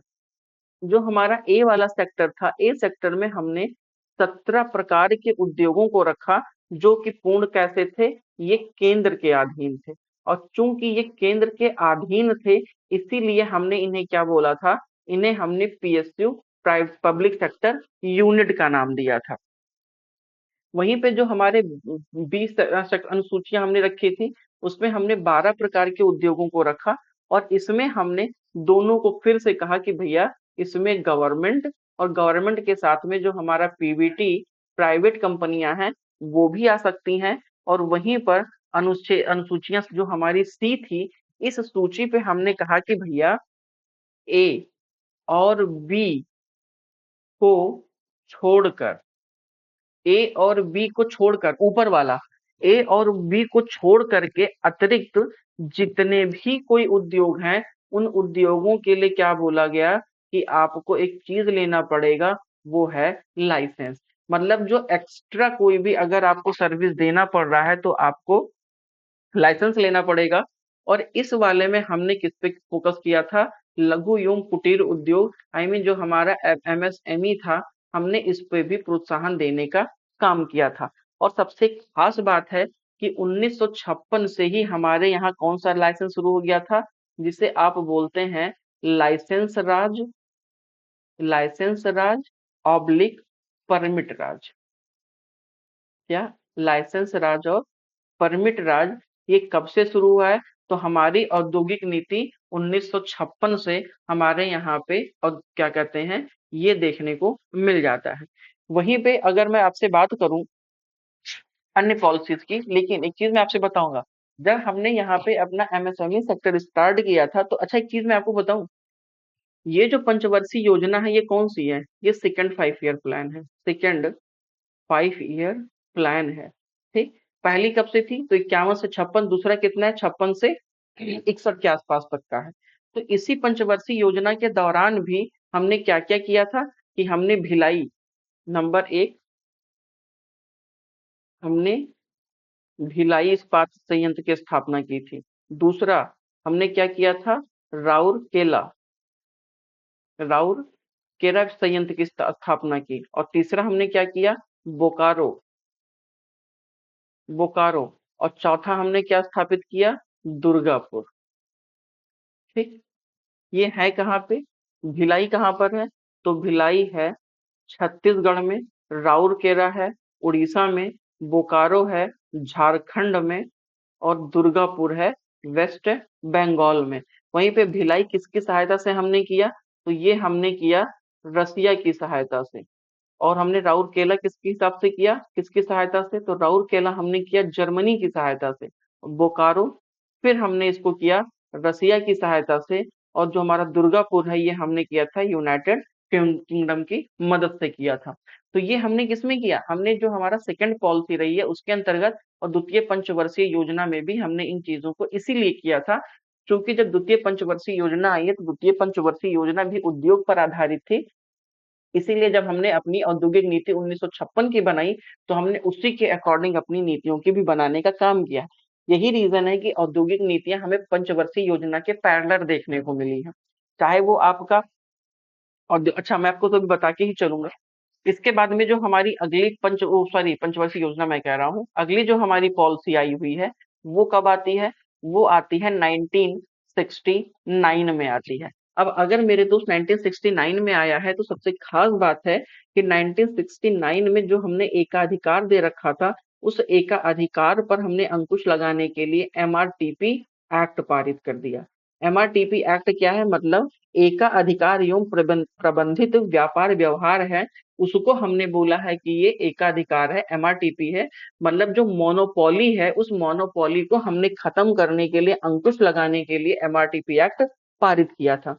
कहने का सेंस ये था कि इसमें ये कहा गया था कि जो भी वाणिज्यिक और व्यापारिक कंपनियां हैं, अगर उनका मार्केट कैप एक लिमिट से ज्यादा है, तो उन्हें एमआरटीपी एक्ट के अंतर्गत शामिल किया गया था। यही रीजन है कि जब एमआरटीपी एक्ट हम 1969 वाला लेकर के आए हैं, तो एमआरटीपी एक्ट की जो लिमिट थी वो कितनी रखी गई थी? 20 करोड़ रखी गई थी। उसी के बाद में जब एमआरटीपी एक्ट हम अपनी दूसरी पॉलिसी लेकर के आए हैं 1980 में, 1980 में जब हम अपनी मतलब इंडस्ट्रियल पॉलिसी लेकर के आए हैं, तो यहाँ पर हमने इसी एमआरटीपी एक्ट की लिमिट को बढ़ाकर कर दिया था 50 करोड़। देन उसके बाद में फिर जब हम 1985 में अपनी इंडस्ट्रियल पॉलिसी लेकर के आए हैं, तो इसी एमआरटीपी एक्ट को हमने कर दिया था 100 करोड़। इसी के जस्ट बाद में जब हमने 1991 में अपनी इकोनॉमिक इकोनॉमिक रिफॉर्म किया है, तो हमने एमआरटीपी एक्ट को खत्म कर दिया। एमआरटीपी फिर एक्ट को हमने खत्म कर दिया। ये कह रहा था एमआरटीपी एक्ट कि अगर किसी कंपनी की वित्तीय क्षमता या उस कंपनी का मार्केट कैप, बाजारी पूंजीकरण 20 करोड़ से ज्यादा है, तो उसे नई कंपनी की नई शाखा को स्थापित करने के लिए या कोई बड़े डिसीजंस लेने के लिए भारत सरकार की अनुमति लेना पड़ेगा। मतलब वो अगर कोई भी विकासात्मक कार्य करता है तो जाहिर सी बात है उसे बात बात पे भारत सरकार से नियम लेना पड़ रहे थे, लाइसेंस लेने पड़ रहे थे, क्योंकि 1956 के जो हमारी इंडस्ट्रियल पॉलिसी थी उस पे हमने परमिट राज या लाइसेंसिंग के लिए नीतियां बना रखी थी। यही रीजन रहा है कि 1991 में हमें जब इकोनॉमिक क्राइसिस का सामना करना पड़ा तो सबसे पहले हमने अपने एमआरटीपी एक्ट को खत्म कर दिया था। उसी के जस्ट बाद में एक चीज मैं आपको यहीं पे और बता दूं कि जब 1969 में 1969 में ही आप देखेंगे तो इंदिरा गांधी जी ने रातों रात 14 बड़े बैंकों का राष्ट्रीयकरण कर दिया था और 1980 में 6 बैंकों का राष्ट्रीयकरण कर दिया। ये वही एमआरटीपी एक्ट है जो एक समय सीमा से अच्छा इनका मार्केट कैप क्या था? इनका मार्केट कैप 50 करोड़ रखा गया था, इनका मार्केट कैप 100 करोड़ के आसपास रखा गया था। अगर 100 करोड़ और 50 करोड़ की पूंजी संपत्ति के साथ कोई बड़ी कंपनियां हैं तो उनका राष्ट्रीयकरण कर दिया गया था। ये किस लिए किया गया था? जो कि वित्तीय स्थिरता है भारत में, वो अगर कोई अस्थिरता हो रही या प्राइवेट कंपनियों का जो एकाधिकार है उस पर अंकुश लगाने के लिए इंदिरा गांधी जी ने एमआरटीपी एक्ट का सहारा लेते हुए क्या कर दिया? राष्ट्रीयकरण करने की प्रक्रिया को प्रारंभ किया और 1969 में 14 बड़े बैंकों का राष्ट्रीयकरण कर दिया गया और 1980 में 6 बड़े बैंकों का राष्ट्रीयकरण किया गया जिनका मार्केट कैपिटलाइजेशन 100 करोड़ के आसपास था। क्लियर है इतना? अगर मैं वहीं पे आगे बढ़ूं तो हमारा जो इंडस्ट्रियल क्या एक तरीके से पॉलिसी आया है वो कौन सा आया है? 1973 में आया है। और जो 1973 में हमारा इंडस्ट्रियल पॉलिसी आई है या रिफॉर्म हमने करने की कोशिश किया, यहाँ पर हमें कोर सेक्टर की संकल्पना मिली है। ठीक, तो पहली बार कोर उद्योगों की संकल्पना कब आई है?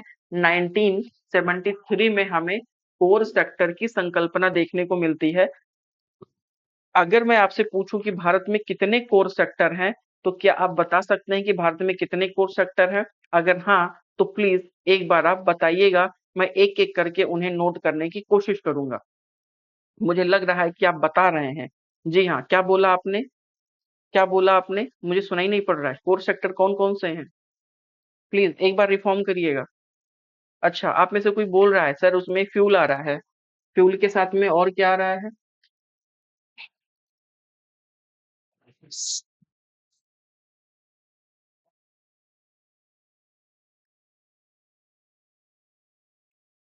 ओके, तो कोर सेक्टर के बारे में हम थोड़ा सा जानेंगे, लेकिन अभी आपको ही बता रहा है, मैं आपका वेट कर रहा हूं। अगर आप बता रहे हैं तो प्लीज कोर सेक्टर कौन कौन से हैं? कमेंट। हाँ, कमेंट आपके आ रहे हैं। Exactly exactly. और क्या है कोर सेक्टर में? Very good. ओके। ओके। हाँ, ठीक है। ओके। अच्छा अच्छा, किसी ने प्राकृतिक गैस भी बोला है। ओके। ठीक है। ये इसने गलत बोला है, ये नहीं है। क्या है? अच्छा अच्छा, मैं लिखता हूँ, चलिए मैं लिख दे रहा हूँ। कोर सेक्टर कौन से हैं? तो पहला है हमारा कोयला। दूसरा क्या है? तेल। तीसरा हमारा क्या है? पेट्रोलियम। तीसरा हमारा क्या है? पेट्रोलियम। चौथा हमारा क्या है? प्राकृतिक गैस। और हमारा कोर सेक्टर में क्या है? स्टील। और क्या है? सीमेंट। और क्या है? बिजली। तो वो एक, दो, तीन, चार, पाँच, छह, सात, एक हमारा क्या छूट रहा है जो आपने नहीं बताया है? तो आपने कहा है सर उर्वरक। ठीक है, उर्वरक। तो ये हमारे कोर सेक्टर। तो 1973 के पॉलिसी में हमने क्या लेकर के आए? कोर सेक्टर्स की संकल्पना लेकर के आए।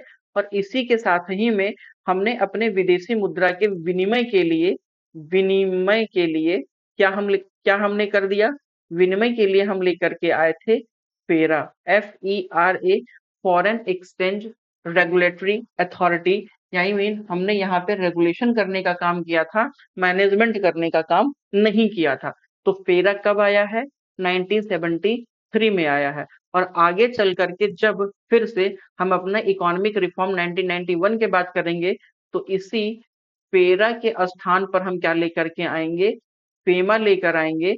जो रेगुलेटरी था वो हमने मैनेजमेंट्री करने का काम किया है फेमा में।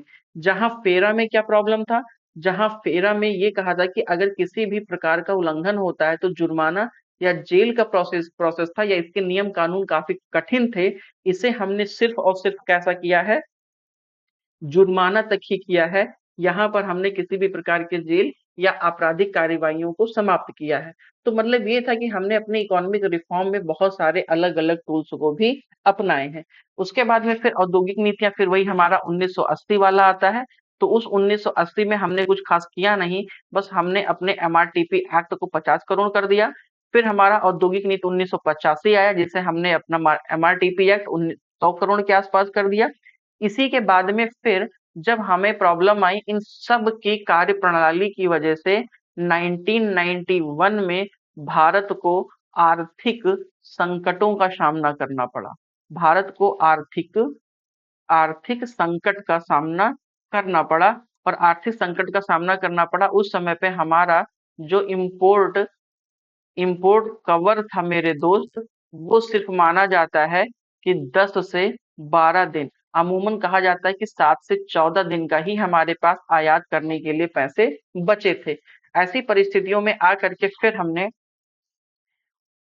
हमने 24 24 जुलाई 1900 1991 में हमने अपनी नई आर्थिक नीति को, न्यू न्यू इकोनॉमी पॉलिसी को लागू किया। उस समय पे हमारे यहाँ के प्रधानमंत्री कौन था, नरसिम्हा नरसिम्हा राव साहब थे। और हमारे यहाँ के फाइनेंस मिनिस्टर कौन थे, मनमोहन सर थे। कौन था, मनमोहन सर थे।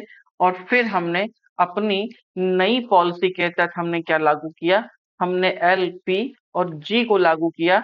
मतलब हमने उदारीकरण, वैश्वीकरण और निजीकरण को लागू कर दिया। इसी के साथ ही में हमने जब कुछ रिफॉर्म्स किए, तो रिफॉर्म करने के बाद ही में हमने क्या-क्या रिफॉर्म्स किए।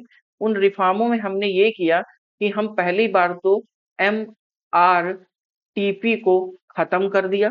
उसी पे हमने जो हमारा लाइसेंस राज था, उस लाइसेंस राज को हमने खत्म कर दिया। साथ ही में हमारा जो पेरा था, पेरा के स्थान पे हम किसको लेकर के आए, पेमा को लेकर के आए। और फिर हमने क्या किया कि हमने एलपीजी को किया। और हम ओपन और हम क्या बन गए, और हमने ओपन इकोनॉमी बनना वहां से प्रारंभ किया। और फिर इसी तरीके से हमने डिफरेंट डिफरेंट टूल्स को अपनाया। तो इकोनॉमिक रिफॉर्म के अंतर्गत हमने देखा कि एमआरटीपी को हमने खत्म किया, लाइसेंस राज हमने खत्म किया, परमिट राज हमने खत्म किया, फेरा के स्थान पे फेमा लेके आए। देन हमने एलपीजी, लिबरलाइजेशन, प्राइवेटाइजेशन, ग्लोबलाइजेशन को लेकर आए। और जो हमारी इकोनॉमी अमूमन क्लोज्ड इकोनॉमी थी, वहां से हम लोग ओपन इकोनॉमी की तरफ मूव करते हैं। क्लियर हो गया?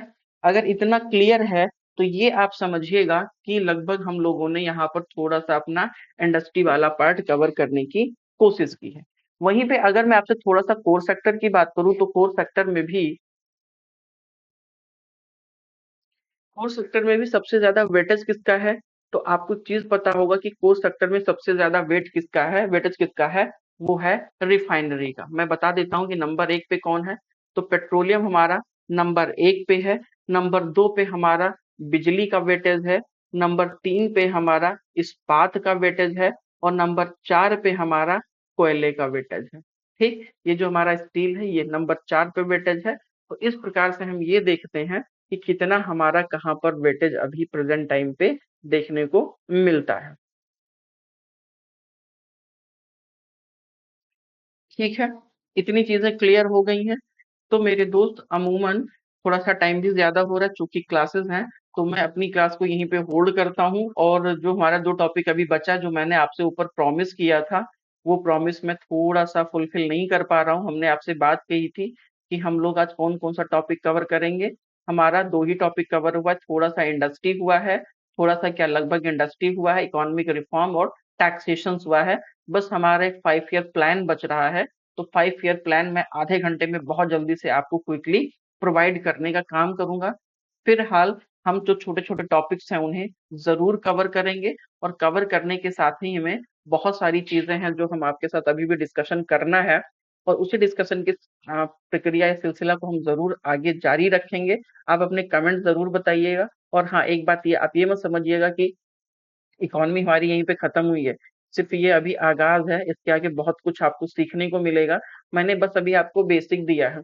मैं बहुत जो कठिन या टर्मिनोलॉजी थी या बहुत ज्यादा क्लिष्ट शब्द थे उनका उनको मैंने टच ही नहीं किया। जैसे एग्जाम्पल के तौर पे मैं आपसे बताऊं कि हम लोगों ने अभी क्या क्या नहीं किया है। तो मेरे दोस्त, हम लोगों ने अभी तक जैसे सॉल्वेंसी बैंकरप्सी कोड नहीं देखा है, वो हमको पढ़ना है। साथ ही में पी नोट्स को हमें एक बार समझना है। मसाला बॉन्ड हमें समझना है। इन्फ्लेशन में बहुत सारे टर्मिनोलॉजीज थी, वो अभी हम लोगों ने नहीं समझा है। तो मोर और लेस देन पूरी की पूरी इंडियन इकोनॉमी में हमें क्या देखना है कि जो कठिन वाले शब्द हैं, जैसे मैं आपसे बात करूं बैंकिंग रिफॉर्म। बैंकिंग रिफॉर्म मैंने आपके साथ अभी डिस्कशन नहीं किया, नरसिम्हन समिति की सिफारिशें थी, वो डिस्कशन मैंने आपके साथ अभी नहीं किया है।